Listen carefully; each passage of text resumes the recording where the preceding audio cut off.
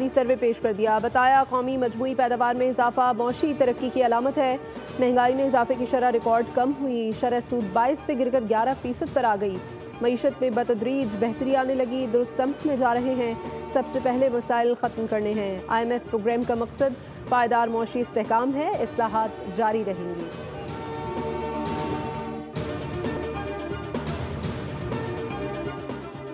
Utility stores बंद किए जा रहे हैं और 5000 मुलाजमीन को निकाला जा रहा है। पीपी रहनुमा चौधरी मंजूर कहते हैं गुर्बत में इजाफे के वाज़े आदाद शुमार मौजूद है।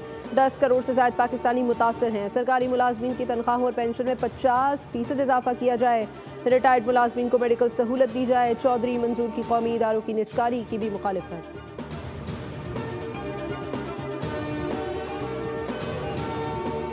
हेडलाइंस आपने देखी। खबरों में फिलहाल इतना ही। किसी भी खबर की तफसील के लिए विजिट कीजिए हमारी वेबसाइट boldnews.com और अब आप देख सकेंगे प्रोग्राम न्यूज़ पंच। देखते रहिए बोल्ड।